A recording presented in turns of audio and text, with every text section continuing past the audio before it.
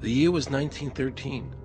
Woodrow Wilson was president, and powerful banking interests, who had been trying for years, finally achieved their long-term goal of a silent coup d'etat by taking control of the American government. The first thing they did to accomplish their takeover was convince Secretary of State Philander Knox to lie to the American people and tell them that the 16th Amendment, the Income Tax Amendment, had been legally ratified by the states when it was not. The bankers knew that this tax would ultimately end up in their pockets. Because of this fraud, the American people were led to believe there was now a tax on their labor. Congress and the President are completely aware of this fraud, and it was even cited in a recent court case.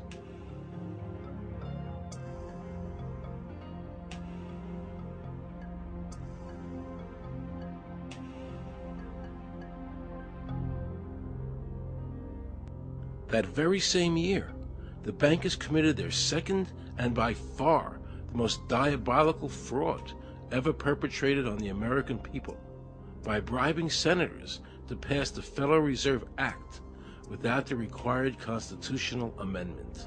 All in favor, say aye. They did this during Christmas vacation, when many senators were home celebrating the holidays with their families. And that's how the unconstitutional Federal Reserve Act came into being. They were very clever, and they understood that whoever issued the money for America would control the government. The bankers won, and the American people lost, because most politicians will sell their soul for $1. And now the Federal Reserve could issue dollars legally. As Mayor Rothschild said, "Give me control of a nation's money supply, and I care not who makes its laws." He knew that he and the other bankers would now control the laws of the nation. Government gave these bankers one of its most important powers, and now had to borrow money from them and pay interest to finance the government.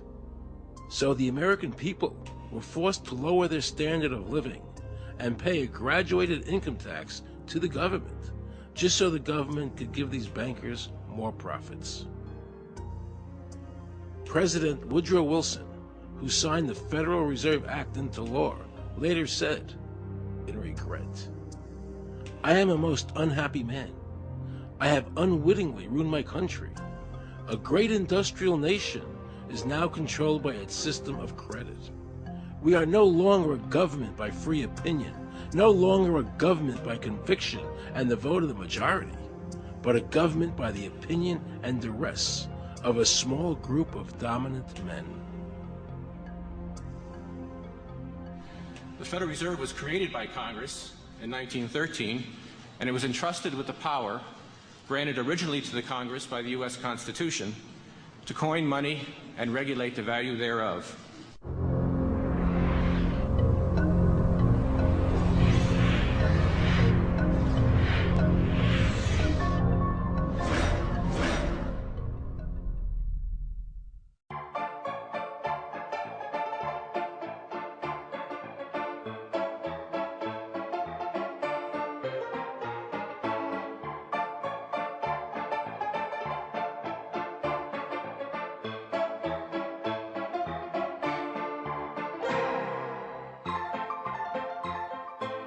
What's your name? Jan Crafting? Hi, Jen. I'm Aaron Russo. I produced the movie Is this a joke? Am I going to No, make no, it that's not a foolish? joke. Okay, good. No. I produced the movie Trading Places with Eddie Murphy and The Rose with Bette Midler, many movies. I'm doing a feature film. And my film is about my quest to find out whether or not people pay income taxes. Do you pay an income tax? Yes, I do. You do? Yeah. Have you ever seen a law that requires you to pay an income tax? Have I ever read it? You mean in the page, black and white? No, Yeah. no. So you pay the income tax, I assume? Of late. Well, actually, no, I didn't file last year, but Okay. I'm sorry, is this on film? No, I paid my taxes. My question to you is, have you ever seen a law that says you have to pay an income tax?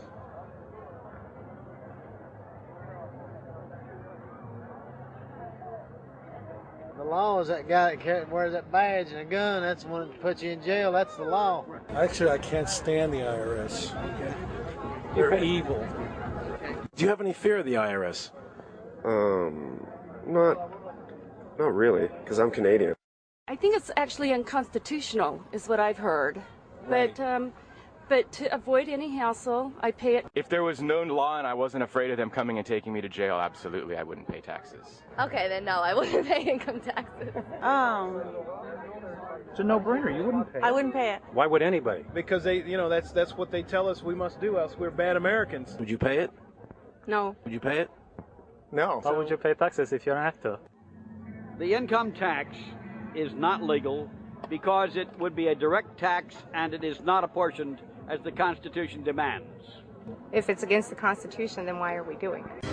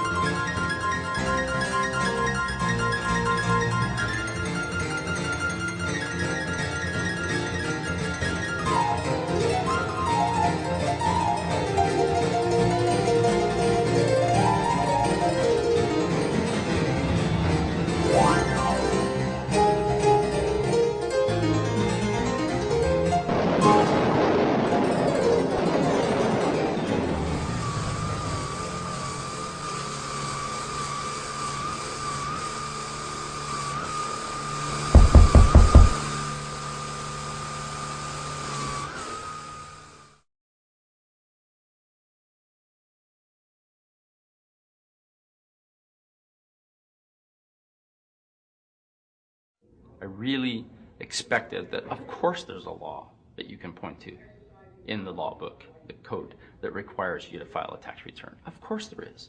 Maybe I don't know what it is right then as he was speaking to me, but sure. So naively, I agreed to go off and research it and get back to him. 3.5 months later, I was at that point where I couldn't find the statute that clearly made a person liable, at least not me and most people I know. And I had no choice in my mind except to resign. I had to leave the IRS because I presented evidence that I had accumulated indicating that the agency was violating the law and violating people's rights. And I asked the agency for a response to my sincere concerns. And the answer I got was that they would not respond to my concerns and that they would provide me with the paperwork necessary to tender my resignation. But We the People Foundation for Constitutional Education put a full-page ad in the USA Today on July 7th, 2000.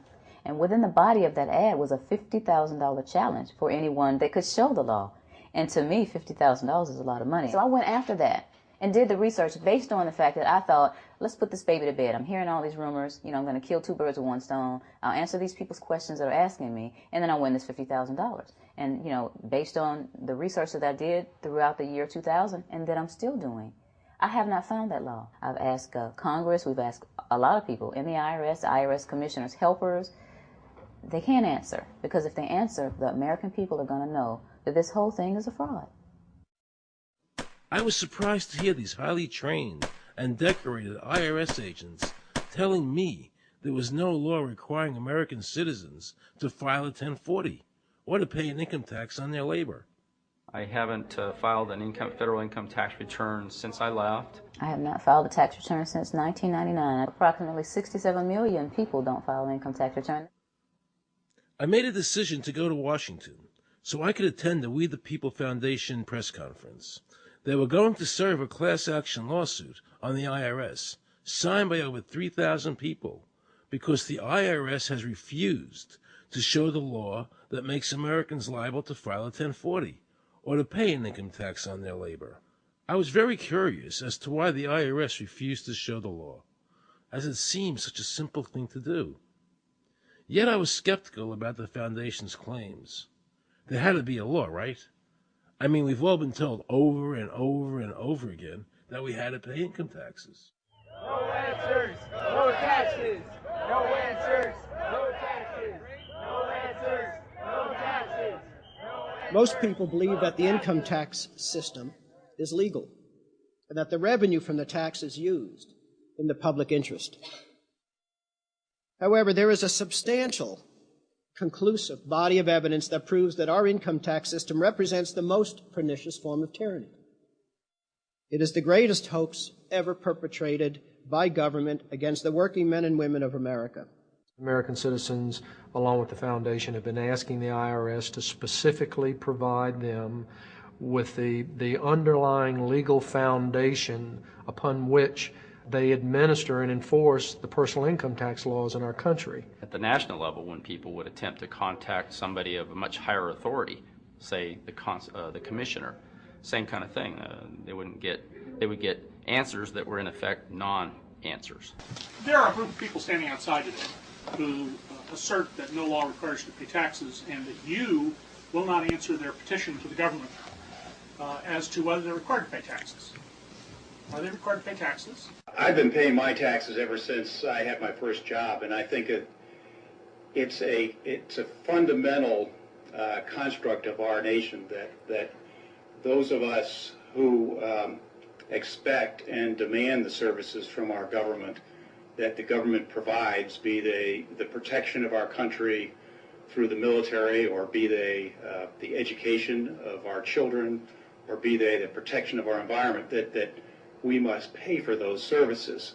So yes, I think there is a fundamental obligation, and that it's an understood and well accepted one.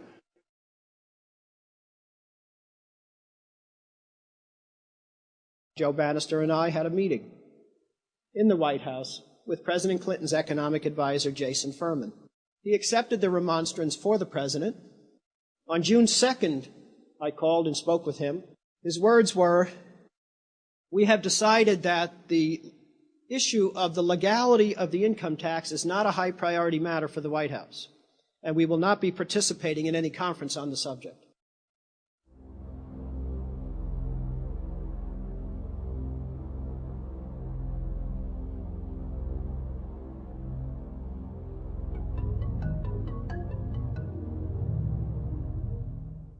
I decided not to eat until my death or until the government agreed to send their experts to meet with the experts from the tax honesty movement. And with the help of Congressman Bartlett,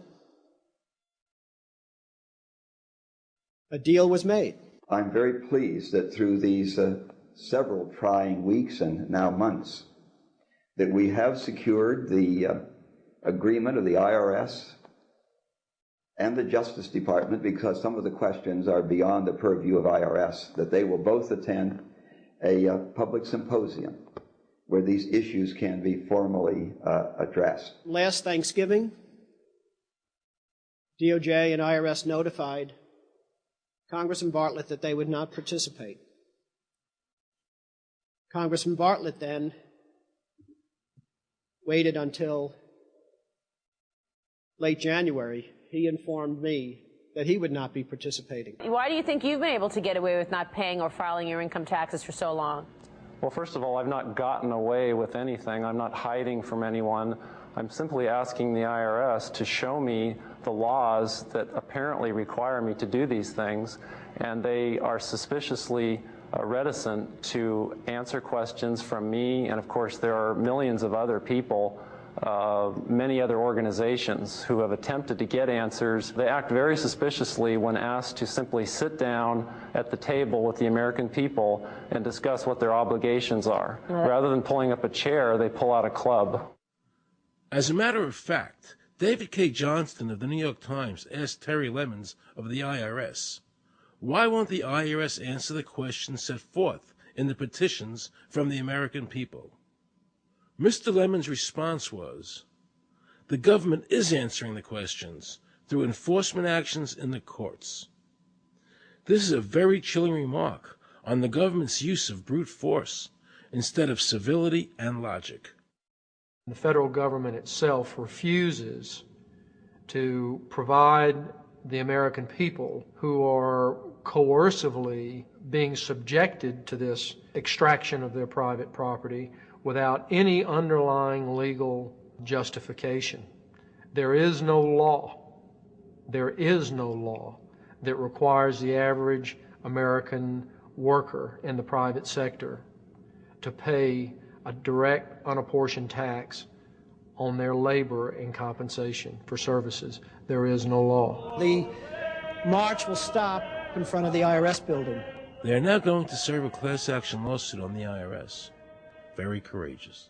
My name is Charles Bell, and I'm here to serve this complaint on behalf of the American people to the Internal Revenue Service. The complaint is accompanied by an affidavit that's under the hand of Robert Schultz. Case was served. We'll call you with the case number. Case has been filed. We'll call you with the case number. Thank you. Okay, thank you. We appreciate your time. America, baby! Freedom! Today, effectively, the people have said to their servant government that that our rights are not going to be any longer denied, and that we're going to have answers to our petition, our legitimate, lawful petitions for redress of grievances, which are guaranteed in the First Amendment to our Constitution. So once and for all, we will get an answer. On August 31st, 2005, federal judge Emmett Sullivan ruled, the government does not have to answer the American people's questions, even though it is guaranteed in the First Amendment. Our courts have made a decision that government does not have to show the law that it enforces. And the press never reported on this.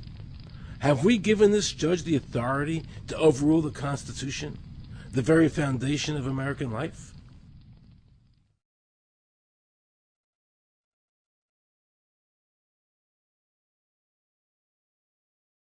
I believe that in both spirit and substance, our tax system has come to be un-American.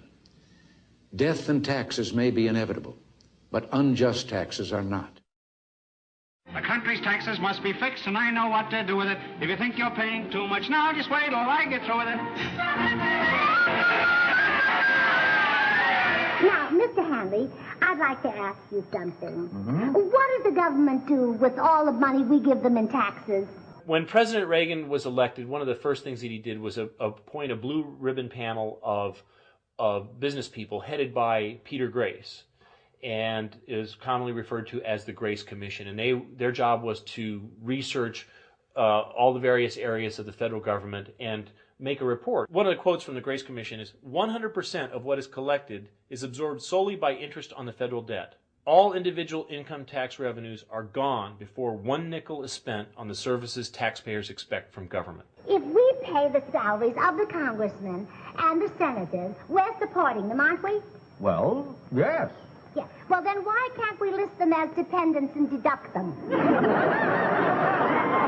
We've been brainwashed. People have been told, that you need this income tax system to fund government, which is absolutely ridiculous. I mean, my question is, well, if that's true, how did we fund government from 1776 to 1913? The main purpose of the income tax is not to raise revenue, but to redistribute wealth and to control society. A lot of people might say, well, gee, if there wasn't an income tax, what would happen to education? They don't understand that education is paid for the most part, out of state and local taxes, your property tax. People might say, well, how are we going to build and maintain our highways? If there's no money coming into the government, we need our highways. There is a tax on every gallon of gasoline that people buy.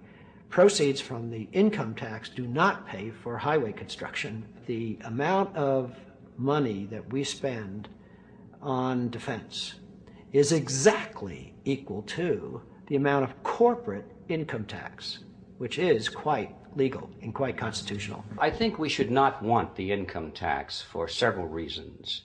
One is that it is the instrument of totalitarianism. It is the means by which the government can manipulate people and put you into a condition of servitude. Every year you give the federal government a form that says, here's how all my money worked. If you lie, you could go to prison. So you're required to give them a financial statement that under, the force of law could put you in prison if it's not impeccable, right?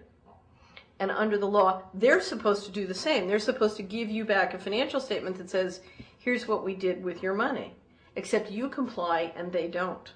In fiscal 99, the Department of Defense had 1.1 trillion of undocumentable adjustments.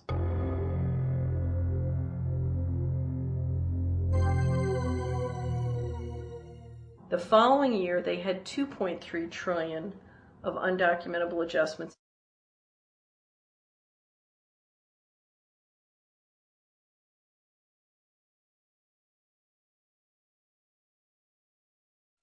I decided to call the IRS.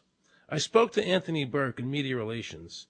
He was very nice to me, and I explained to him that I was an award-winning film producer and that I was doing a documentary on the IRS.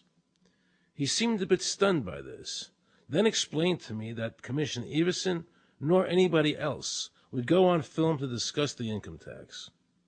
But he did say he would call me back. I thanked him for that, but I couldn't help wondering, why was the government making it so difficult for people to see the law? So I decided to bring my crew down to the IRS building to see if I could find some employees to interview. And here's what happened. I said you cannot film here, that's it.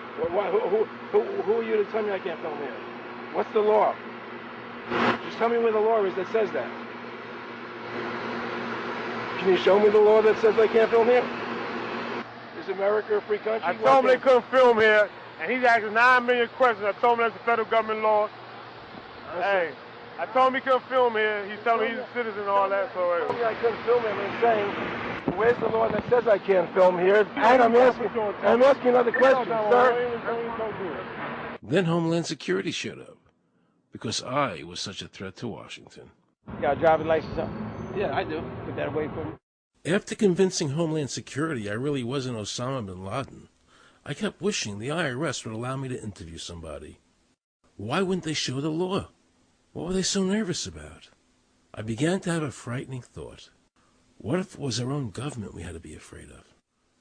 With that disturbing thought in my mind, I went to see a group of tax experts. You can look through the statutes and look for the law that requires you to pay. And when you do that, you can't identify a law that requires the average person in America who earns a wage and works in private business to pay an income tax. The Constitution allows for two kinds of taxes. They're called direct and indirect. The federal government in the Constitution can tax almost anything, as long as it apportions the tax if it's direct.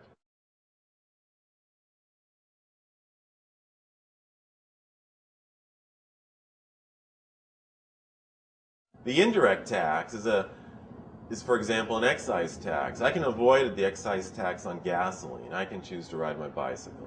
I can avoid the excise tax on tobacco. I can choose not to smoke, or I can grow my own tobacco.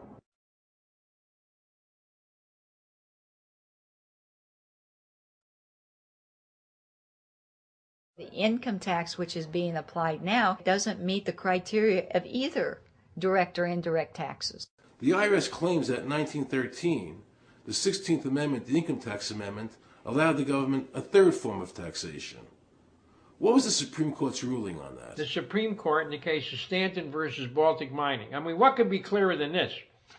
The provisions of the 16th Amendment conferred no new power of taxation. The Ruschauer case also said that the 16th Amendment did not impose any new taxes and did not change any of the taxing restrictions of the Constitution. There were also several other major Supreme Court cases in that same period from 1916 up until about 1923. Stratton Independence versus Hobart, Southern Pacific versus Lowe, Bowers versus Curbo Empire, Burnett versus Harmel, Doyle versus Mitchell. It's actually very simple.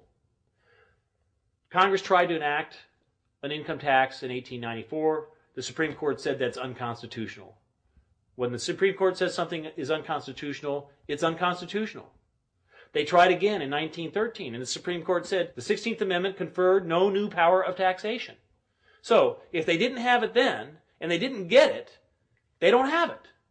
There is no constitutional basis for a tax on the wages of Americans living and working in the 50 states of the Union. Period. End of argument.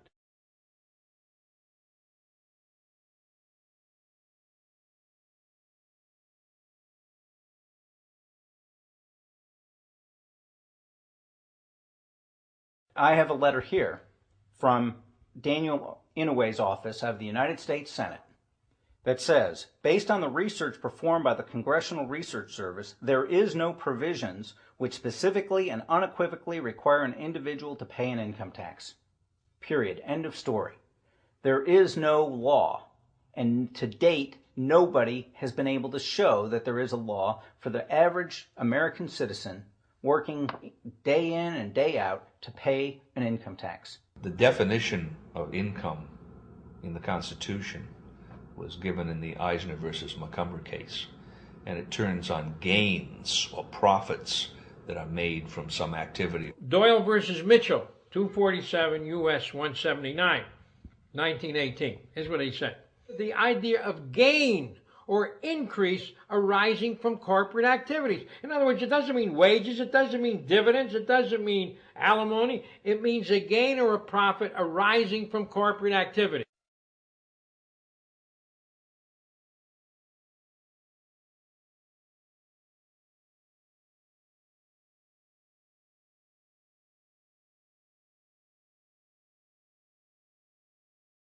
These liens that are recorded against people by the government for tax liens are nothing more than allegations. They are non-substantive. They have never been determined by a neutral third party, such as a court, to have one shred of validity.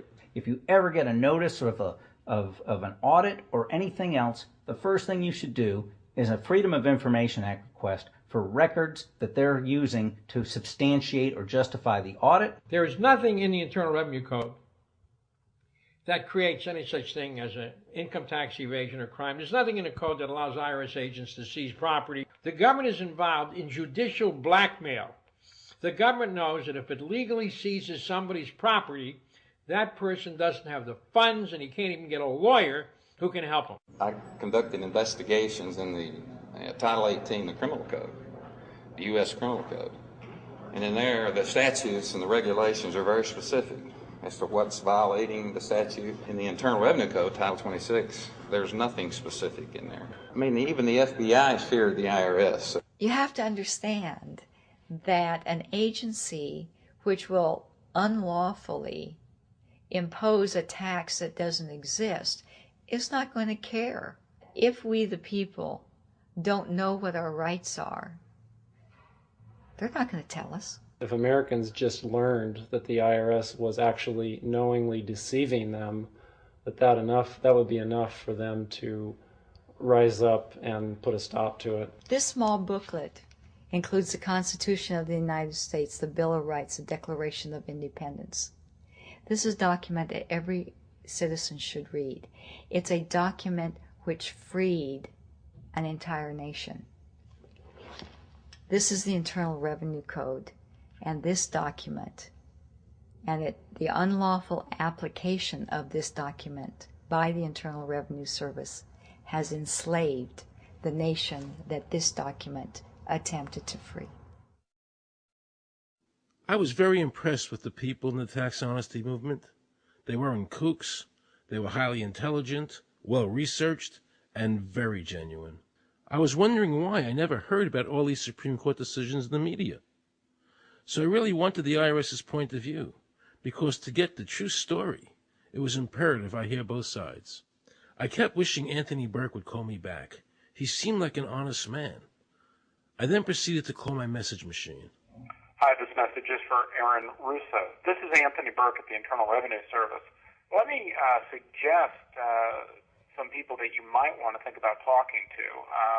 One would be Don Alexander, who's a former commissioner who's here in town in Washington. Another would be Sheldon Cohen, who is both a former commissioner and former chief counsel. All those guys, I think, can answer your question about, where in the tax law it says that you have to pay taxes. Wow, good news, I thought. So I called Sheldon Cohen because he used to be the IRS commissioner. He wrote the tax code, and he was also general counsel to the IRS. He is a true expert, and I couldn't find a better person to answer my questions. He graciously agreed to my interview. The reason I'm doing this documentary is because there are many people in America today who believe that there's no law that requires them to pay an income tax or file a 1040. And there are many people going to jail for it, fighting over it. The Internal Revenue Code is authorized by the 16th Amendment. I think it should be clarified. I think government should be transparent to the people. Why doesn't the IRS commissioner sit down with them and just explain it in clear English? Why? I don't think they really care. They don't think. I think they're just playing word games. You don't think they're sincere people? No, I don't think they're sincere people. What does voluntary compliance mean? And why does the IRS code say it's voluntary to comply, not mandatory? That's a word euphemism we use. We use voluntary compliance when we talk about traffic signals. Most people at 2 o'clock in the morning, do you stop at a red light? Yeah. Is there a cop there? Sometimes I don't. Well, I do, and most of us do. Most of us do. Right. But that's voluntary compliance. That was a complete perversion of logic. Traffic laws state that it is mandatory to stop at a red light. The IRS code says it's voluntary to comply. Mandatory and voluntary are the complete opposite of each other. Yet he wants us to believe that they mean the same thing.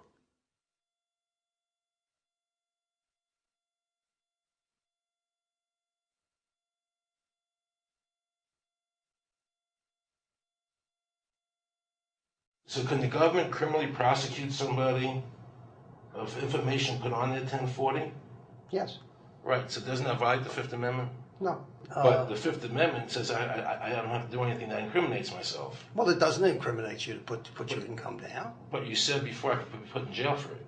The commissioner wants us to believe that although the IRS demands that you fill out the 1040 and you can go to jail for it, that they are not violating your Fifth Amendment rights of self-incrimination. That is absurd. Isn't it true that the word income is not defined anywhere in the Internal Revenue Code?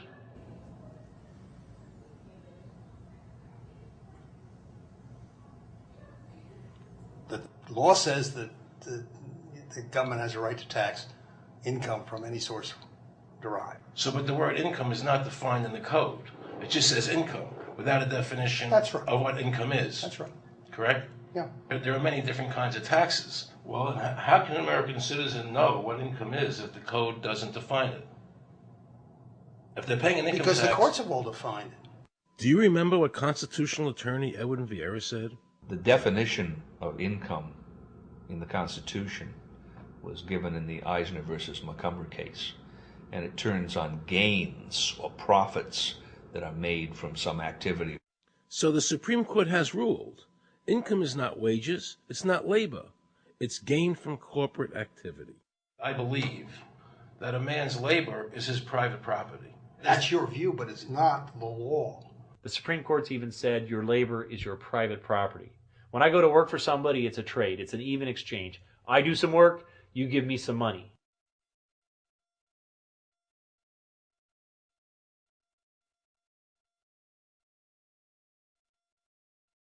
In 1916, we had the Brucheva case and the Stanton case. And the Brucheva case and the Stanton case said that the 16th Amendment gave the government no new taxing power. I'm not going to argue the niceties of that with you. And it came up again in a case called Peck versus Lowe, where the Supreme Court said the 16th Amendment did not extend Congress's taxing power to any new or accepted subjects. In other words, if you weren't taxable before the 16th, you weren't taxable after the 16th. Today I interviewed a juror, who sat on a case, and they found the person not guilty for lack of filing, okay? And I asked her why they found him not guilty. And she said because the IRS couldn't show us the law that made him liable to file a 1040. All they need to do, if there is a law, is to show us the law, which, of course, they never did. And the reason they didn't do it was why? Because there is no law. Title 26 requires you to file a return. But doesn't Title 26 have to be in compliance with the Supreme Court decisions? You're going to take a 1920 case and superimpose it on the whole Internal Revenue Code that was written after it? No, that's not. I can't believe what I just heard. Rewind. You're going to take a 1920 case and superimpose it on the whole Internal Revenue Code that was written after it? No, that's not. Remember he said earlier the Internal Revenue Code was authorized by the 16th Amendment? The Internal Revenue Code is authorized by the 16th Amendment. Remember, the Supreme Court said the 16th Amendment did not give the government any new taxing power. These decisions have never been overturned. Let's listen further. Can the lower courts overrule the Supreme Court? No. How are they putting people in jail today for not paying a tax on their labor when the Supreme Court said they don't have to? Doesn't the IRS code have to be in compliance with the Supreme Court? That's my big question. This is a waste of time. Well, because whatever I say, you're not going to believe. He's right. I don't believe him. And neither should you.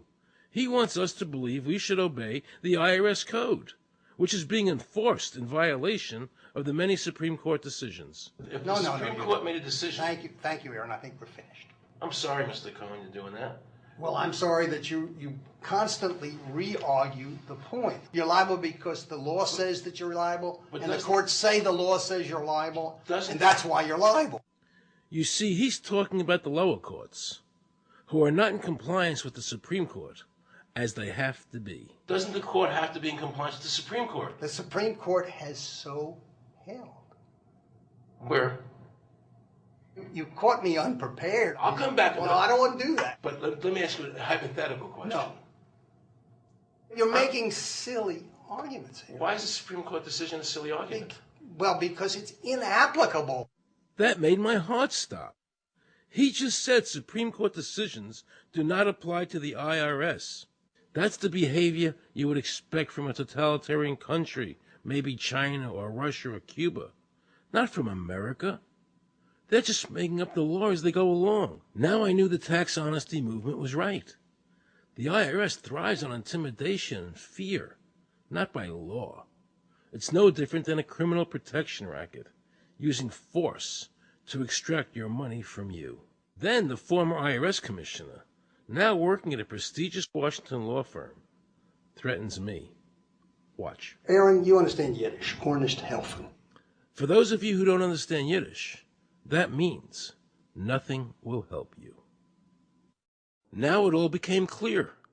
I understood why the IRS wouldn't go on camera and talk about where the law was. I understood why all the senators I called refused to be interviewed.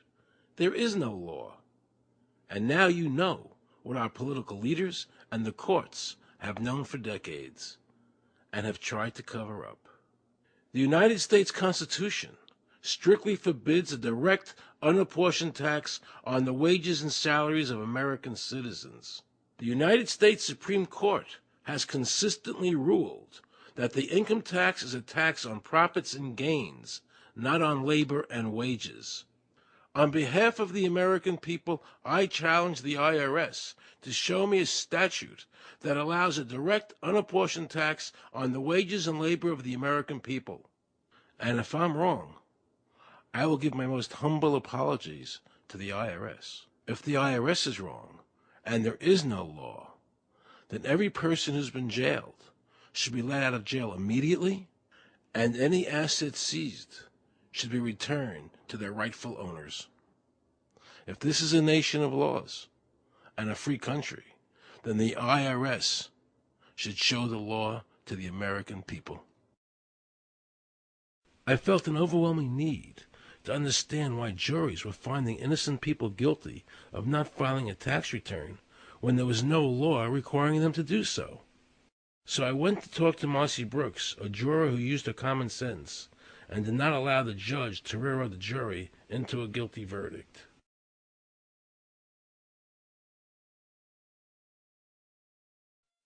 He was being tried for 4 counts of not filing his income tax. Okay. And our question was, well, what is to decide? Either he did or he didn't. It never occurred to us that he might actually be innocent while at the same time not filing. In the federal government, it is not a felony not to file taxes. Finally, they said, okay, if we're going to get this guy, we're going to have to put it in the state. They called up the IRS agent, Agent Craner. Craner? Yeah. Robert Craner? Mm-hmm. This is Ken Doherty, who's also an investigator with the Illinois Department of Revenue. This is a request for a copy of the delegation of authority order. Right, and I talked to my boss about that, and he said that my badge is that. Badge is the authority. I thought it had to be in writing. The last question that the defense asked him was, did you write any of this down? And Agent Craner looked right at him and right at us, and he said, I never wrote anything down. And yet when we saw the video, there he was, writing notes, you know. And so I'm thinking, okay, at this point, the judge is supposed to say, Agent Craner, it is clear that you have committed perjury. It wasn't even noticed. It finally came to the climax.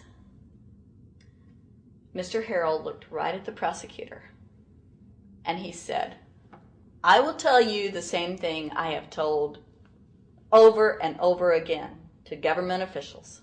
You show me the law that requires me to file a tax return, and I'll be glad to do it. And again, I ask, under what is the requirement that you claim under the Public Duty stuff?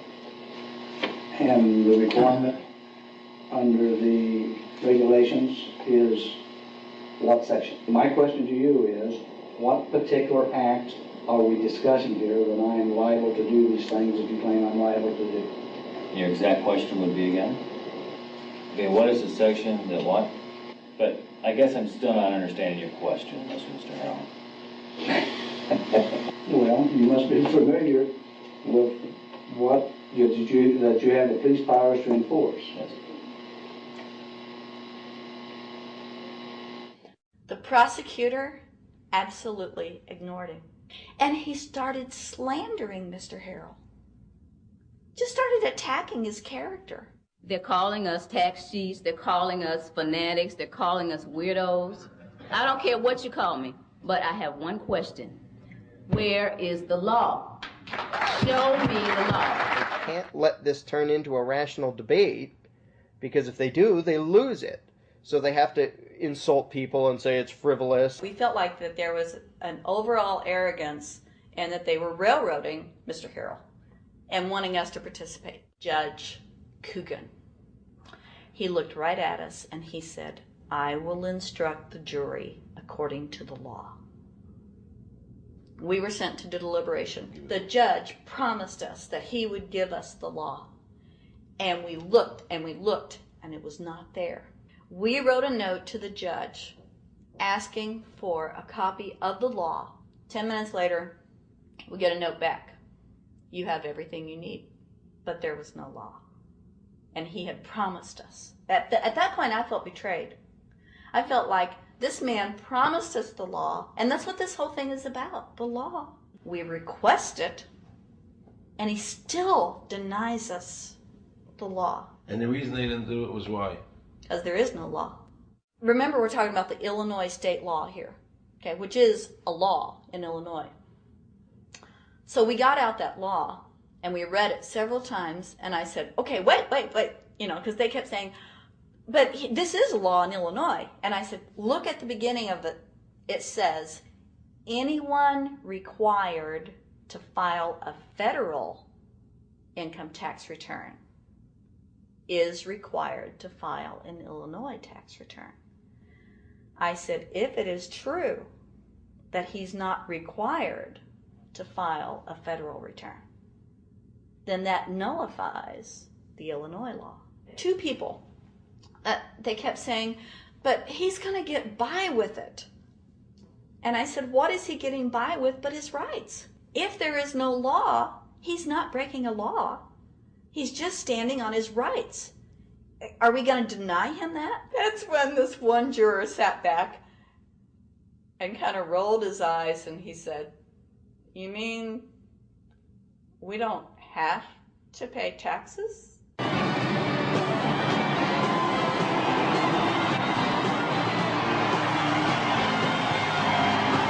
All of a sudden we realized that this trial was much bigger.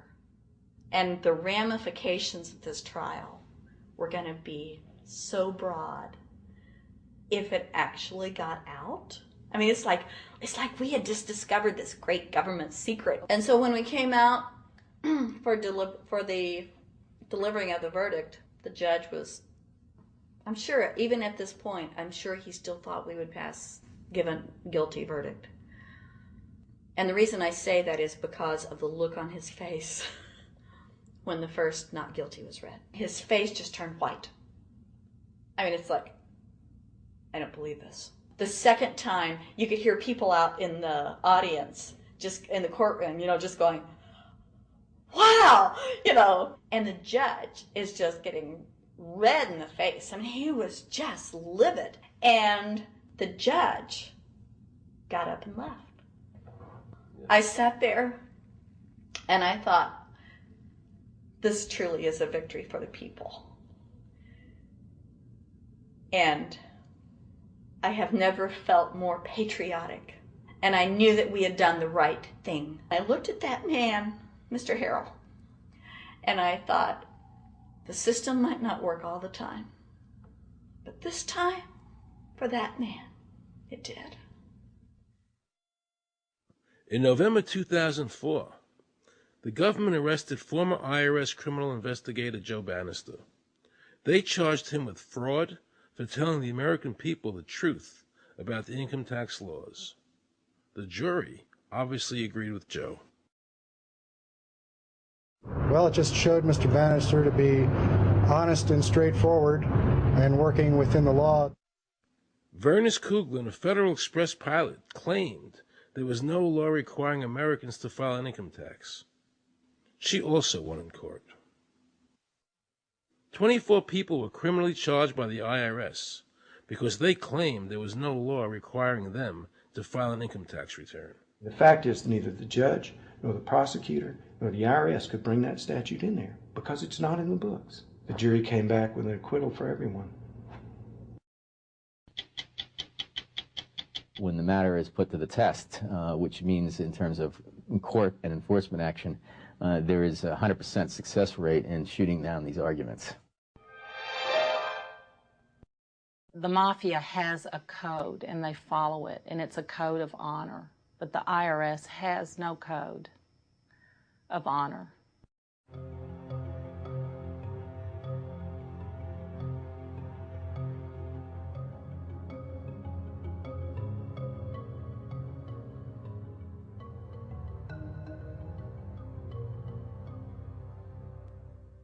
Meet Judge Dawson, a federal judge presiding over the Irwin Schiff tax case, who denied Irwin the ability to prove to a jury that there was no law requiring Americans to file an income tax return.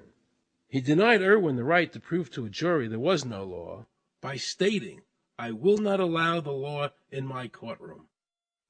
But the judge made sure the government never had to show the law as written by telling the jury, "You must follow the law as I give it to you." Nobody can know what the law is, because the law is what the judges say the law is. The lower courts today will not allow people, especially in tax cases, to bring in Supreme Court decisions as their evidence.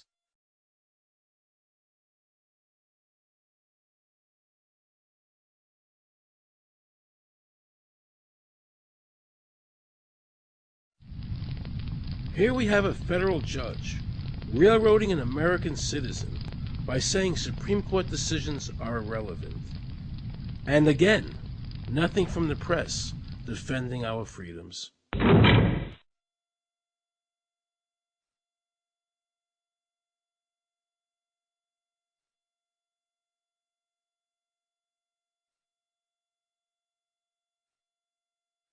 So if you ever find yourself as a juror on a tax case, be sure to ask the judge to show you the statute written by Congress that allows the government to tax the wages of the American people.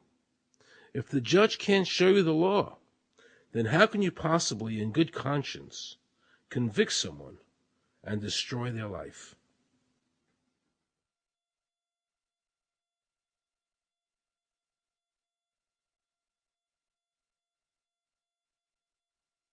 Let's see how the IRS treated one of America's greatest heroes, and someone I cherished as a child. Joe Louis was an American icon. Victorious in his first 27 fights, the Brown Bomber quickly rose to heavyweight champion of the world. His 1938 knockout of German Max Schmeling, who represented Hitler's Aryan ideal, earned him the admiration of millions of Americans. Is watching carefully. Louis nudges him right to the body, a left hook to the jaw, and Schmeling is down. The count is tied. Right after Pearl Harbor was bombed, Joe had a title fight where he donated his fee to Navy War Relief. Well, I'm not working for nothing. I'm working for my country, and I think that's about the greatest piece of work that anybody can do. Well, I certainly agree with you for that, but you're turning over an awful lot of money. Well, we all turn over a whole lot for this country at this time. Joe volunteered for the segregated army and defended his title while in the service, this time donating his normal fee to Army relief. I'm only doing what any red-blood American would do. Since the checks were in Joe's name, the IRS taxed him on their full amount, even though he never saw a penny of it. At the end of the war, Joe was awarded the Legion of Merit. But what most people didn't know was that the IRS was charging him $50,000 a year in interest alone on his debt. When Joe's beloved mother died, leaving him $600, the IRS immediately seized it. They also confiscated all of his children's trust funds. Joe was forced to continue fighting until he was 37 and out of shape, just to pay off his ever-mounting debt to the IRS, which grew to $1 million, $100,000 a year just in interest. At the end of his life, Joe was forced to become a greeter at a Las Vegas hotel just to make ends meet. It was a shameful thing to see a man like him, great fighter, great human being humiliated and destroyed in this manner, because after all, when you owe Internal Revenue money, no matter what you have, they take away from you. And they took a lot away from Joe Louis.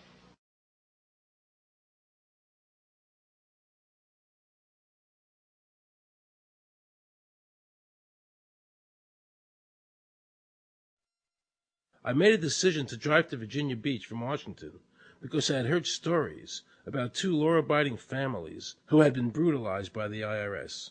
They were falsely accused by their bookkeeper of being drug smugglers and tax cheats. And incredibly to me, without any investigation, the IRS proceeded to raid their place of business and their homes, even though they had done absolutely nothing wrong. On Saturday morning, 4 different raiding parties proceeded to raid 4 locations on a Saturday, the day before Easter. I was the manager on duty, and I was up in the deli, and people came through the door. How many came in the door? Maybe about 15 or 20 people. 15 to 20 Yeah. armed agents. With dogs, with guns. They made me get everybody they went in the kitchen, they went in the deli, they went all over the whole restaurant, told all the customers, took forks out of their hands while they were eating their breakfast, and told them they had to leave. I got the frantic call from Edie, and she said, something wrong. So anyway, I jump out of bed, and I immediately run to the shower. I'm in the shower, and the next thing I know, I hear my son yelling, "Dad!" I went like this, and boom, I'm slammed against the door, and I fall down with the gun in my head. And they're like, "Where's Scotty Miller?" And I'm like, "Dad!" That's all I'm doing is yelling. I'm scared, frightened to death. And then the next thing I hear is Mr. Miller, the shower curtain is jerked back. I've got a gun pointing at my head. Hold it right there. The screams from the little girls who were at a pajama party with my daughter. There was 4 little girls there with my daughter. Of course, mayhem. There were about 3 men in my bedroom with huge guns. He followed us and wanted to watch us get dressed, and I tried to shut the door, and he puts his foot in the door, like he's going to sit there and watch us change our clothes. And I was like, excuse me, no. My neighbors now are all standing out. Were you still naked? Well, they handed me a towel at that point. I had a towel wrapped around me. Did the towel fit? No, hardly.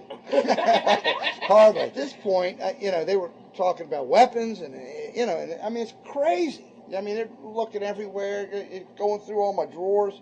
And I reached for my underwear drawer to get some underwear. They said, "Don't touch anything, move." And they're locking their guns up. They said, "Hold it right there. Don't move around. Don't move. And I'm going, whoa. I said, "I'd just like to get some underwear on here, I said, I got women standing here. They keep everything. How did you conduct your business if the IRS took everything? We had to do it out of a shoebox so we could keep going because we requested these things, and I'm told that the government's really not, once they do raid and so forth, they're supposed to at least let you, until you're charged with something, continue your business. This wasn't the case. They kept everything. So you were never even charged? Absolutely not. Charged with what? And when you speak IRS, the whole world shrivels up. The whole world gets fearful to a point where let's not talk about it. I testified in front of Congress. I would like to know why this dark entity known as the IRS has come into my life and refused to leave. I raised my children with a zero tolerance for dishonesty. And now they must hear allegations that I am a major drug dealer and a tax cheat? A lot of people out there being abused, and a lot of people saying, look, I'll pay it. Just go away. Just go away. When all that happened, we had to file bankruptcy. We've had cars taken away from us, kept my daughter from going to college. Do they ever think about the lives that they just destroyed? They think about the ruination of homes and property? No. In this case, we would have never thought this could happen to us. We've never done anything wrong. How can this happen in America when, in my case, personally, I thought that I was doing everything right? I've served my country. I've been to college. At least I've done something in my life. I got a speeding ticket one time. I paid my taxes for 40, 50 years, whatever it was. I've never been audited. What happened here? I had this really uncomfortable feeling in the pit of my stomach as I was thinking to myself, how did America transform itself from being a truly free country with a servant government where our individual rights were protected by our Constitution to being a country that talked about being free but really wasn't? The change started when the Federal Reserve came into existence and America adopted one of the major planks of the Communist Manifesto by bringing to America this central bank. The very same people that backed the Federal Reserve System also backed the graduated income tax, a second plank from the Communist Manifesto. Do you know that the Federal Reserve is a private bank and not a government agency? No, I wasn't aware of that. It's a private bank? That would scare me quite a bit. What if you learned that the Federal Reserve makes money off the taxes you pay? How would you feel about that? Angry. Like I'm feeling right now. I would feel cheated by my government. I'd be angry. It kind of sucks. They're pretty much in control of everything. I decided to drive back to Washington to see Dr. Ron Paul. He had been a congressman for over 20 years. I had met him previously in 1998 when I was running for governor of Nevada, and I knew him to be an honest and sincere man, and I thought he'd be very helpful in letting me know what the future holds for the American people. Who owns the Federal Reserve? It's secret, and we can't find out what's happening. But the Congress created it, and it's not authorized in the Constitution. The government borrows money from a private corporation using the name Federal that prints United States on it, and then it pays back to the Fed, which is owned by private banks. We don't know who all those private banks are. The money that the government is paying back to the private bankers is the money that comes from you and me. Why in the world would the American government borrow money and pay fees on it when it has the authority to make the money itself interest-free? The Federal Reserve is no more federal than Federal Express. I've never seen a full list of ownership for the Fed. I don't think anybody has. The government works for a private bank, and the private bank works for its owners, the true masters. People talk to me about, the issue of Republican versus Democrat, as if they don't get it. And I say, look, here's the way you get it. It's organized crime. All you do is you call the Republicans the Genoveses, and you call the Democrats the Gambinos. The people at the top, they treat it like a crap game, like it's their crap game, like they're making lots of money.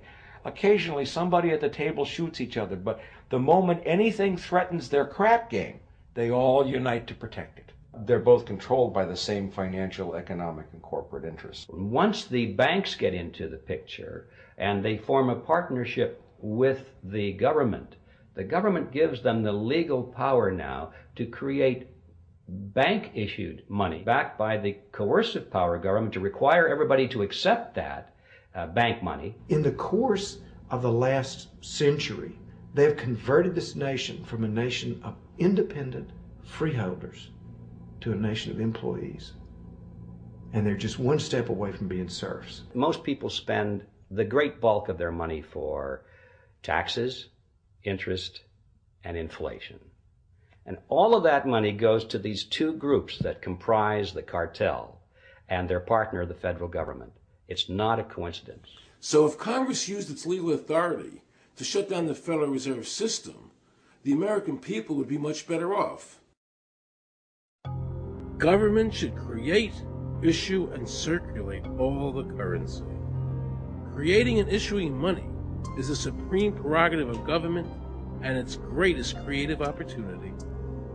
Adopting these principles will save the taxpayers immense sums of interest, and money will cease to be the master and become the servant of humanity. Abraham Lincoln. Young people today are conditioned practically from the cradle on up to think that credit is a wonderful thing. You don't want to damage your credit. You want to do what you can so that you can go to the bank and get a good loan. There are no people who own their own property, who own their own houses, who own their own business, who finance their own business. They're only debtors. The average young person today has no concept that he's being drawn into a web, a trap. Like he's in the feudalist system, only he's going to like it. He's going to think, this is wonderful. I got my new red Corvette, and I'm in debt for the rest of my life, but I'm looking good. A decision was made. Let's get all the debt up, let's move the jobs abroad, and instead of re-engineering your skills, we're going to dumb down America, and so the middle class will disappear. Really what most of the people in this country have become is food for the debt machine. When a person borrows money, it puts a noose around their neck and makes them servant to the lender, which is exactly what the Federal Reserve System is designed to do. And now our Congress, so dominated by the banks, is helping them to entrap people even further by passing new bankruptcy laws, making it more difficult for the people to declare bankruptcy and get a fresh start, while at the same time allowing the banks to charge very high rates of interest. This is the way the Democrats and Republicans, working with the banks, legally enslave the nation. Credit card industry is a huge political contributor. And unfortunately, a certain number of... It just seems so, like I say, just bald. This idea that credit card industry gives a lot of money to the government, so they will protect them even to the just abject disinterest of their own constituents. That happens kind of a lot. The board of directors of the Federal Reserve System is chosen by the president from a list prepared by the bankers themselves. The process of finding a Greenspan replacement is ongoing and is being managed by a small group of people responsible for coming up with a list of nominees. It's important that whomever I pick is viewed as an independent person from politics. If the American people ever allow the banks to control the issuance of their currency, the banks and corporations that will grow up around them will deprive the people of all property until their children wake up homeless on the continent their fathers conquered. Thomas Jefferson. So the Federal Reserve is actually an illegal entity functioning within government. It's illegal, and what we have given to this so-called agency is the authority to counterfeit money. Do you have any points of view about the Federal Reserve and how the Federal Reserve operates? They just enter something on a computer. Oh, you need 20 billion today. Here's 20 billion, but they got that out of thin air. It came out of thin air, it goes to the Treasury then pays the bills. So it's no different than monopoly money.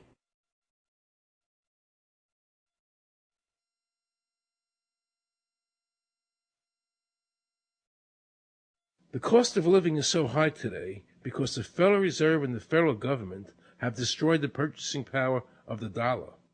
The dollar today is actually worth about 4 cents, despite the fact that the government, the Federal Reserve, and the media keep telling us that they're protecting the value of the dollar. This is a lie. All countries who have ever attempted to create money on thin air, the currency is eventually destroyed. Why did we give a monopoly of creating money out of thin air to a private corporation? The result is exactly the same as if someone were picking your pocket every year, because that's exactly what they're doing. Originally, paper was a receipt which is used as evidence that the money exists. Over the years, of course, the government has disconnected the paper from the actual tangible substance, which is money. So now we have a piece of paper which is evidence of nothing. In the past, people were able to take their receipts, the paper, to the bank and get the real money, the gold, in exchange for the receipt. This limited the amount of money that could be printed, thereby protecting the purchasing power of your savings. You don't have to worry. That's good because I work 3 jobs and I feel like I contribute. You work 3 jobs. 3 jobs, yes. Uniquely American, isn't it? I mean, that is fantastic. In the absence of the gold standard, there is no way to protect savings from confiscation through inflation. There is no safe store of value. Gold stands as a protector of property rights. Alan Greenspan, before he went to work for the Federal Reserve System. Now Alan Greenspan and the other central bankers want you to believe that the receipt, the paper, is the real money. This is nothing more than sleight of hand. It's a magician's trick. Because for them to maintain control over the government and the people, they have to convince you that this paper is really money. Because that is the essence of their power and our powerlessness to maintain control over our own government.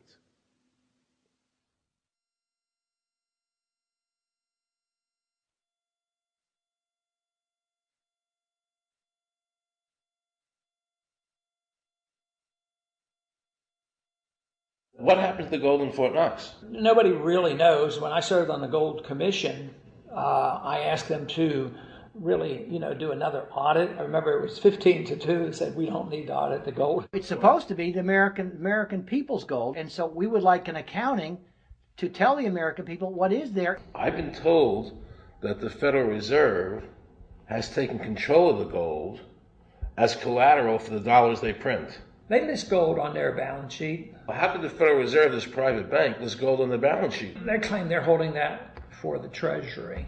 So that puts private bankers in control of the American gold. They could have taken all of America's wealth. That's a possibility. Shouldn't the Congress stand up and say, where is the American people's gold? They're not audited. They control the money of America, and it's not audited? There is no audit. Oh, wait a second. Doesn't the Federal Reserve work underneath the Congress? Congress ignores their responsibility to do any oversight. The president really has no control, nor does the Congress have any control over this cartel. It just has the appearance of control. In the final analysis, the Federal Reserve bankers, with the help of the Democrats and Republicans in Congress, have swindled the American people. They have taken the true wealth of America, the gold, and given us a piece of paper in return. And again, not a word from the press. These frauds are going to continue until Congress is no longer intimidated by the Federal Reserve bankers, and Congress uses their legal authority to shut down the Federal Reserve System and to stop this loss of our freedoms. Is there a law that requires people to file a 1040? Not explicitly, but it's certainly implied. Well, implied by force. Yeah. But is there a law? I can't cite a law, no. I cannot. But, if they think it's the law and they have all the guns, it's an authoritarian approach. Well, yeah, but that's authoritarianism. Yeah. That's not a country run by law. Do you think America is going deeper and deeper into becoming a police state? And if so, in what ways do you see that as a congressman? Yeah, I think we're moving in that direction because there's not much we can do without permission. The absence of a police state is that people are free, and if you don't commit crimes, you can do what you want. But today, you can't open up a business, you can't develop land, you can hardly do anything. You can't go to the bank, you can't go to the doctor without the government knowing what you're doing. And they talk about medical privacy, that's gone. Financial privacy, that's gone. The right to own property, that's essentially gone. So you have to get permission from the government from almost everything. And if that is the definition of a police state, that you can't do anything unless the government gives you permission, we're well on our way. This is something that people eventually, I hope, will get sick and tired of and say, enough is enough. I sincerely believe the banking institutions having the issuing power of money are more dangerous to liberty than standing armies. Thomas Jefferson. You must understand the Federal Reserve is a cartel made up of the major banks in America, and they are the ones that are running the show, not the federal government.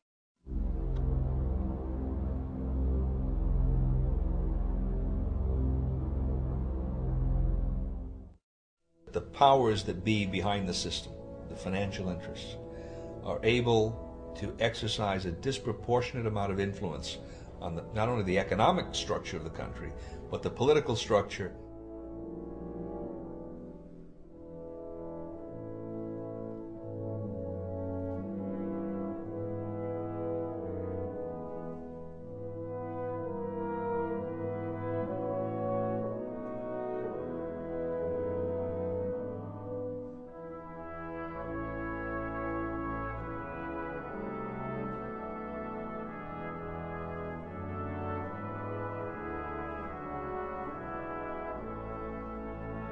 This would be like the ultimate reaching of government into our personal health lives, which would be unbelievable. And not even our government, some, bureaucratic, diffuse, multinational, secretive government.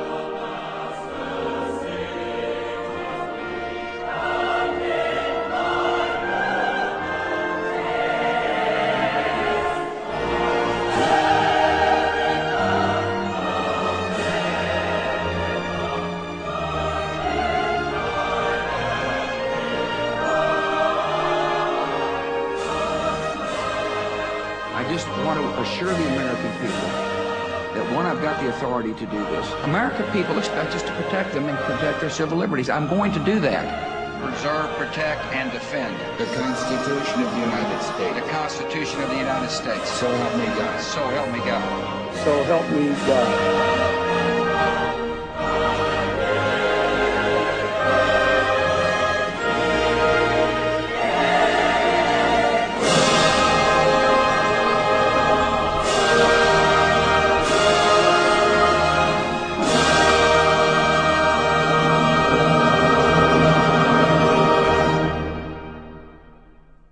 What happens if your own government is using more force and more coercion on its own citizens for the purpose of achieving its political ends? Is that government engaged in terrorism?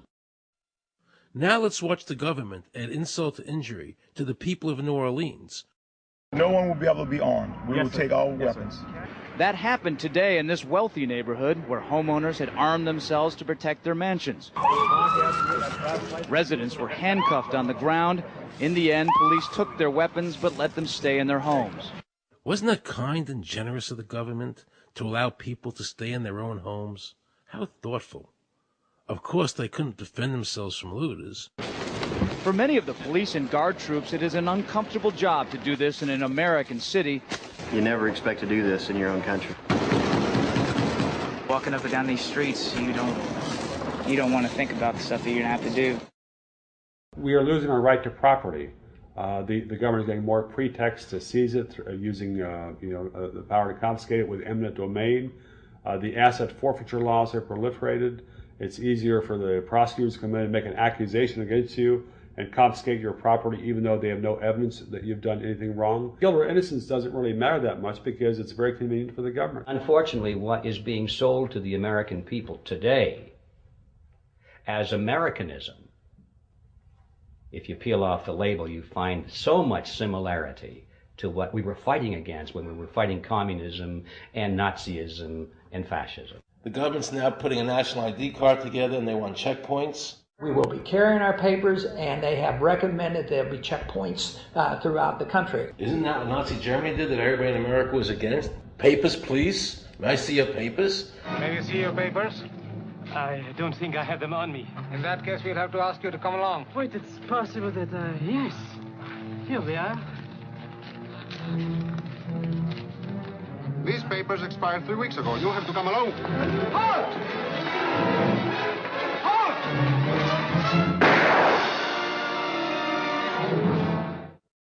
The new legislation, the national ID card is in it. It takes 3 or 4 pages to describe, and it will be connected with our driver's licenses. The states will be instructed on exactly what they have to do. Social security numbers will be used. Some type of a physical proof, such as fingerprints or retinal prints, have to be on it.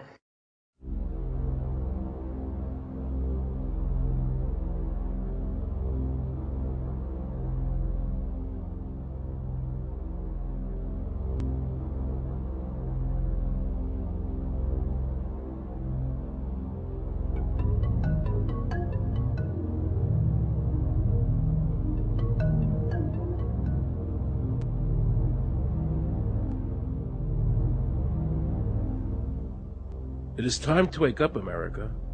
These ID cards are not about defeating terrorism, but they are all about controlling the American people.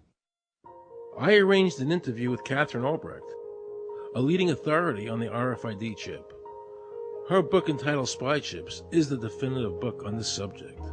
I wanted to find out just how dangerous these chips are to our liberties. RFID is a technology that uses tiny computer chips the size of a grain of sand or even smaller, hooked up to miniature antennas to transmit information about items at a distance. Back in 1999, Procter & Gamble, Gillette, and MIT got together to find a way to commercialize this technology and make it small enough, make it efficient enough, and make it low cost enough to, essentially, their dream is to put one of these tiny computer chips on every physical item manufactured on planet Earth. The latest technology for identifying people at the point of sale, for identifying people when they make purchases, is actually the implantable chip that you can actually embed directly into human flesh. It's a tiny glass capsule about the size of a grain of rice. It contains an RFID computer chip with a coiled antenna, and it can transmit information also at a distance.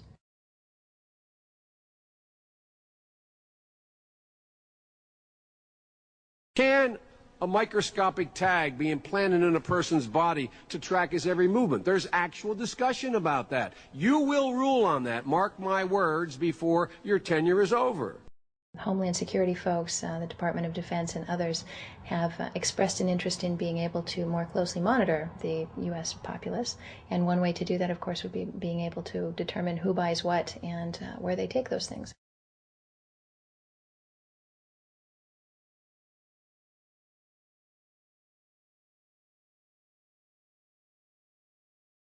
Radio waves can travel through walls, they can travel through wood, they can travel through the things we normally rely on to protect our privacy.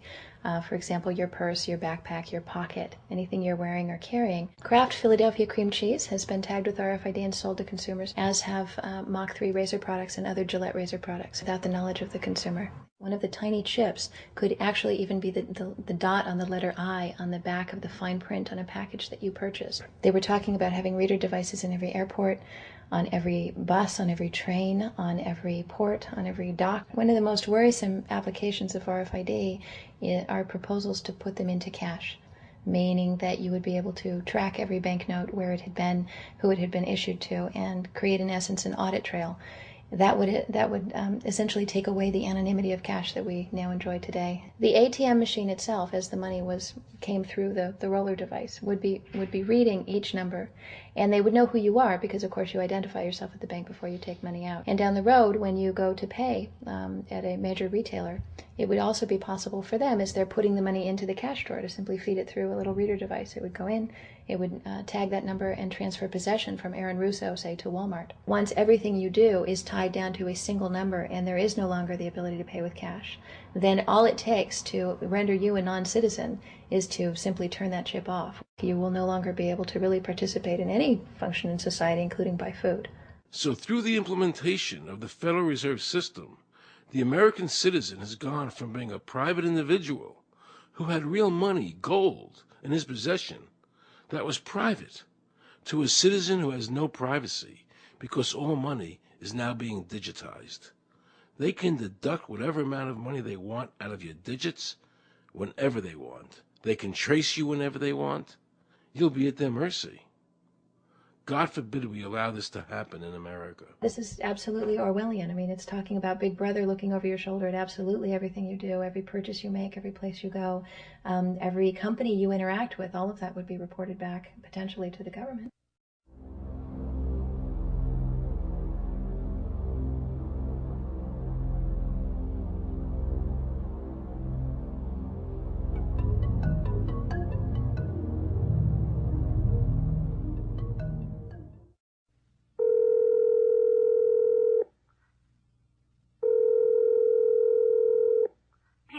Guaranteed hot in 30 minutes or it's free. This is Mary. May I take your order? Hi, Mary.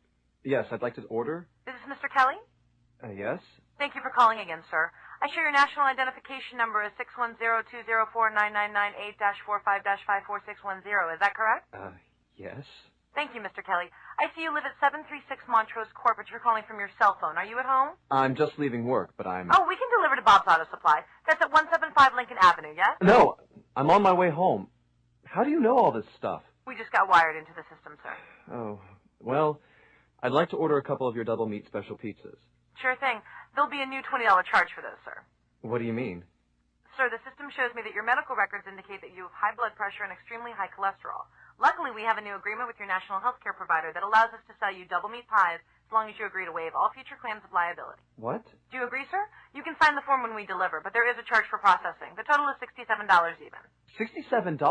Well, that includes the delivery surcharge of $15 to cover the added risk to our driver of traveling through an orange zone. I live in an orange zone? Now you do. Looks like there was another robbery on Montrose yesterday. You could save $48 if you ordered our special Sprout Submarine Combo and picked it up yourself. Comes with tofu sticks. Those are very tasty, sir. Good value, too. But I want double meat. Well, I'm sure you can afford the $67 then. You just bought those tickets to Hawaii. They weren't cheap, eh? Oh, but I see you checked out the budget beach bum at the library last week. Up to you, sir. All right. I'll get the Sprout subs. Good choice, sir. Gotta watch that waist if you're hitting the beach, eh? 42 inches. Wow. Man, I'd say tofu and Sprouts is, like, required. That's how much? Just between you and me, there's a $3 off coupon in this month's Total Men's Fitness magazine. Your wife Betty subscribes to that, right? Anyhow, clip that and it's $19.99 even. Whoa, looks like you maxed out on all your credit cards. Bring cash, okay? Have we become so controlled and so ignorant about our rights that big institutions and big government can do whatever they want with us, even without our approval? I knew for certain the Founding Fathers would resist to the death what is happening in America today. And I, for one, will not accept a national ID card. And if nobody accepts a national ID card, and nobody can board a plane without one, then let the airlines go bankrupt. And if you can't open a bank account in a big money center bank, then open an account in a small local bank. And if we can't walk into a federal building, I personally would consider that a blessing. Don't allow these institutions to dictate to us how we conduct our lives. This is America, and we have free choice. We the people have all the power, not the government. Government gets its power from us, not the other way around. Think of all the men and women who died in all our wars, fighting for freedom, not Federal Reserve bankers. Do you think they sacrificed their lives so that Americans can be chipped like a dog? So we could all have a homing device inside us? No. This ID card is the last step before they implant us. And that's precisely the reason nobody should accept one. And you know what they're going to do? They're going to call on the propaganda machine, the media, and try and sell this as if it were in everybody's best interest. We're working on a product that we have called internally a PLD. PLD stands for Personal Locating Device, which is an implantable GPS for which our company owns a patent. The hybrid of the two of these products, being Digital Angel and Verichip is what we call PLD. PLD should be in prototype form by the end of this year, by December of 2002, and we are already working with the Food and Drug Administration as well as legislative agencies with these products and ultimately with the PLD.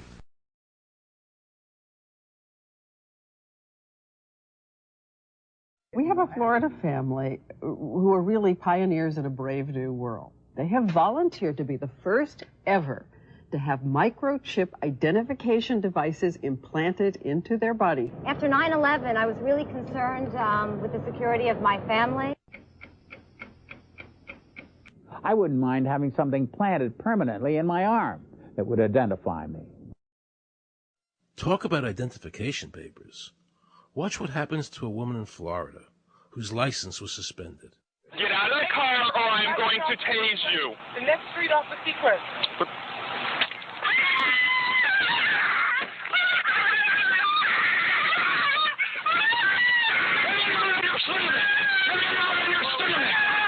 On your stomach. Do it now. Put your hands behind your back. Do it now. Do it now or you're going to get tased again. Do it now. Do it now. On your back. Put your hands behind your back. Put your hands behind your back. I can't. Sure you can. Come here. Ow, ow. Oh, got it. You got blood on your Oh, my God. You tased me and you handcuffed me? Yep, you're under arrest. For what reason? Your license is suspended. All the power is in the people. And to the extent that government becomes alienated from the people, does things that people don't want, power is transferred until you finally come to a police state, totalitarian state, whatever word you want to give it, where the desires of the people really have no consequence.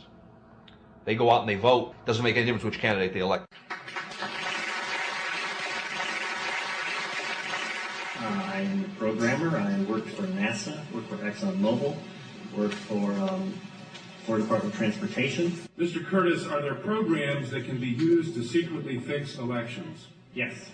How do you know that to be the case? Because in October of 2000, I wrote a prototype for President Congressman Tom Feeney at the company I worked for in Oviedo, Florida, that did just that. And when you say did just that, it would rig an election? It would flip the vote 51-49 to whoever you wanted it to go to and whichever race you wanted to win. And would that program that you designed be something that elections officials that might be on county boards of elections could detect? They'd never see it. So how would such a program, a secret program that fixes the election, how could it be detected?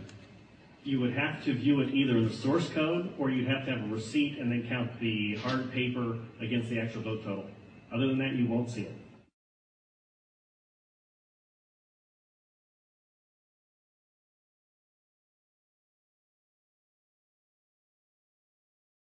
Given the availability of such vote rigging software and the testimony that has been given under oath of substantial statistical anomalies and gross differences between exit polling data and the actual tabulated results, do you have an opinion whether or not the Ohio election, presidential election, was hacked? Yes, I would say it was. So in other words, there is absolutely no assurance whatsoever in anything with regard to these machines? Absolutely none.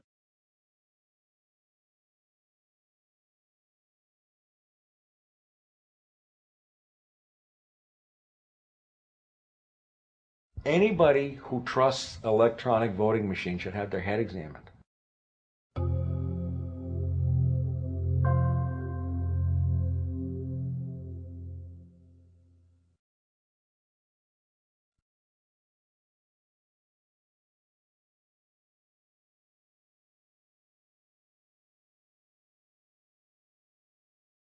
Now we can see a new world coming into view.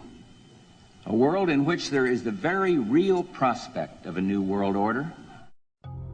The new world order will be built, an end run on national sovereignty, eroding it piece by piece, will accomplish much more than the old-fashioned frontal assault, Council on Foreign Relations.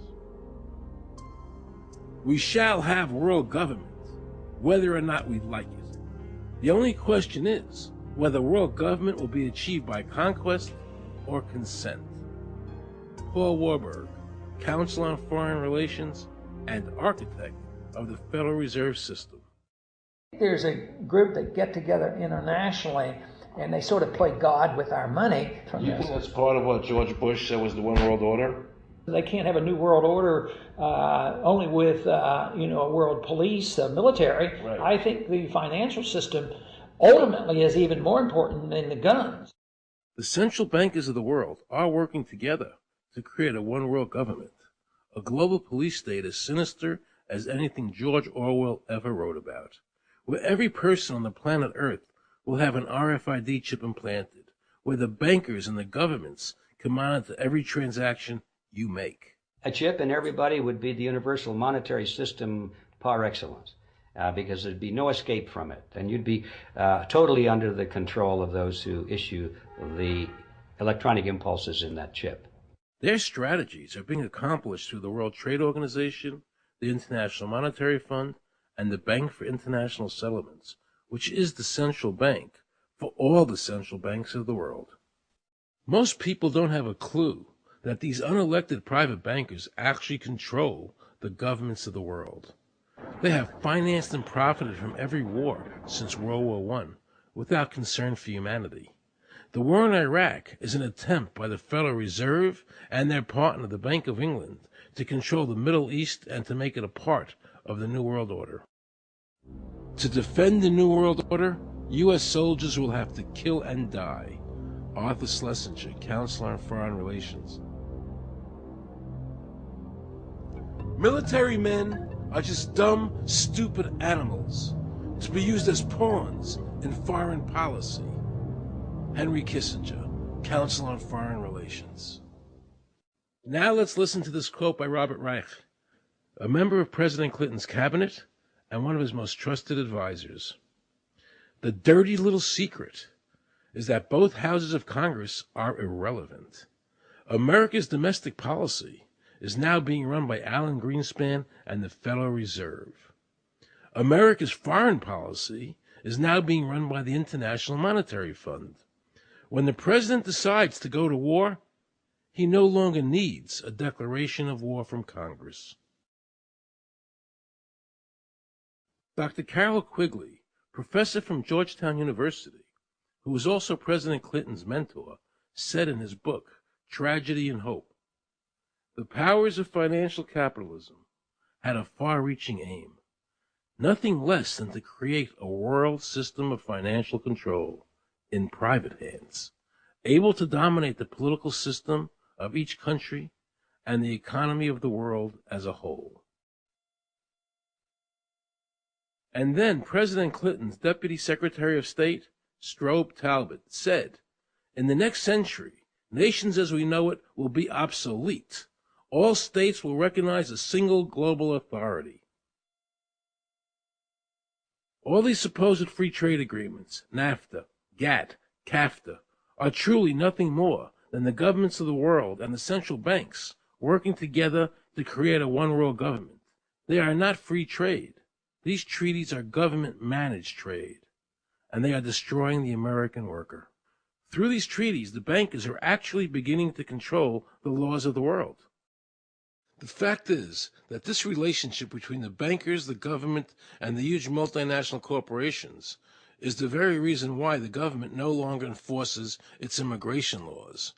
The bankers want a one-world government without borders, and the American government is obeying them. If the government was so worried about terrorism, why are they leaving the borders open, but at the same time telling American citizens they need an ID card with an RFID chip?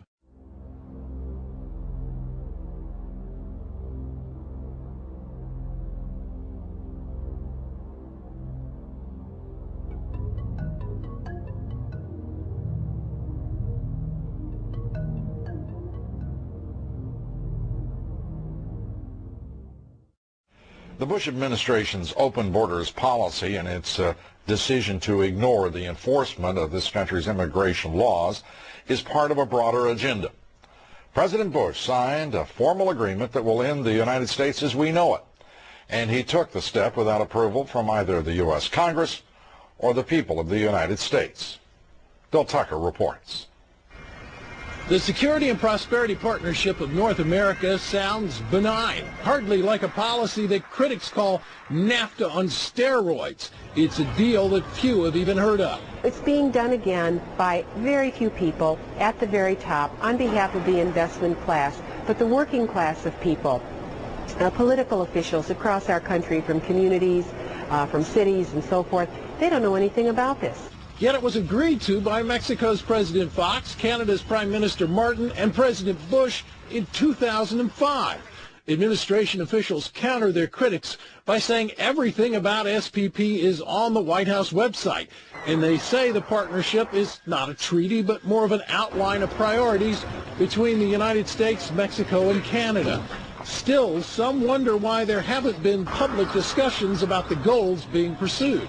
You know, I was asked the other day about whether or not I really thought the American people had the stomach to stand up and stop this nonsense, this direction from a group of elites in absolute contravention of our law, of our Constitution, every national value. And I hope, I pray that I'm right when I said yes. But this is beyond belief. Look what happened in Europe.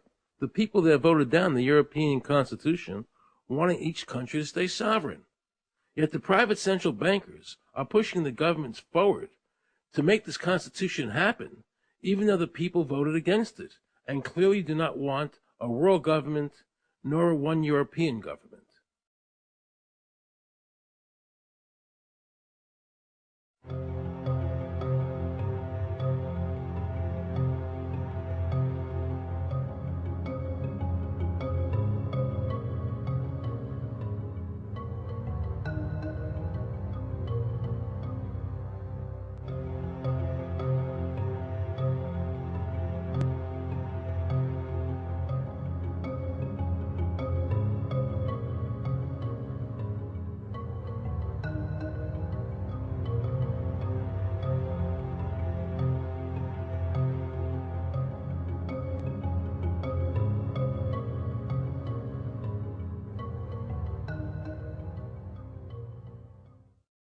Now pay close attention to this quote by David Rockefeller, and you'll understand what is happening in the world today and where the American people are heading as a nation.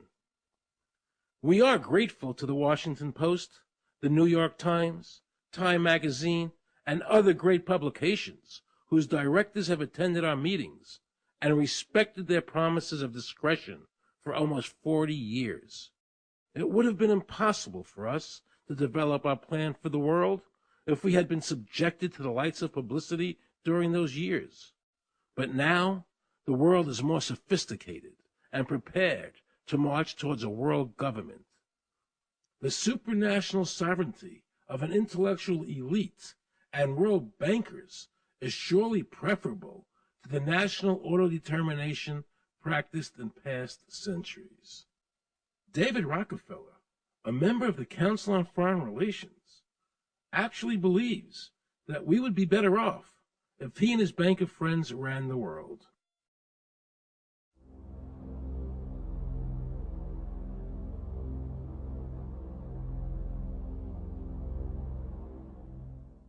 Benito Mussolini had a great quote about fascism. He said that fascism should be called corporatism more properly because it's the perfect merger of power between the corporation and the state. That's how we define fascism. And that's what we're seeing here. The media controls the information that a person gets. In various ways, they can make sure that the average American watching the tube or reading the newspaper is going to come out with a certain mindset. He's going to say, this is good, that's bad, and that's all they have to do. You look at the ownership of corporate media in this country. Who owns CBS? Viacom? Who owns NBC? GE? Who owns ABC? Disney? Americans have been taught to expect their salvation from government instead of recognizing government as the most dangerous threat they'll face in their lives. And the United States putting together a constitution now for Iraq. You know, why don't we just give them ours? I mean, think about it. It served us well for over 200 years, and we don't appear to be using it anymore, so what the hell?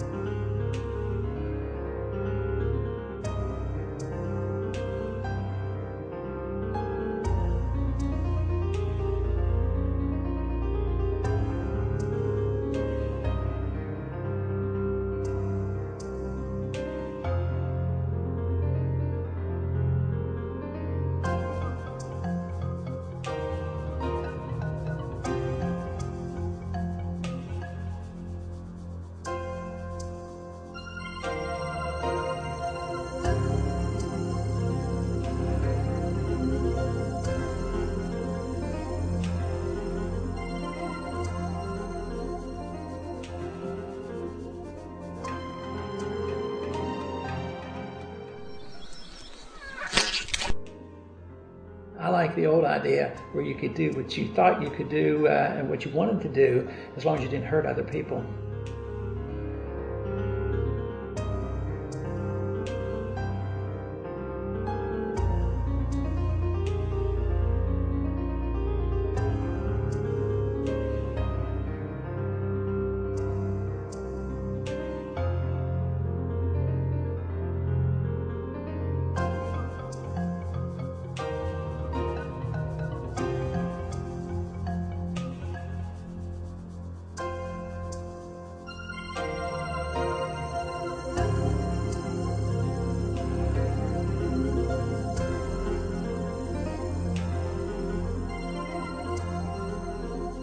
I think that the ultimate choice that's being presented to mankind is that it's time to either evolve or perish.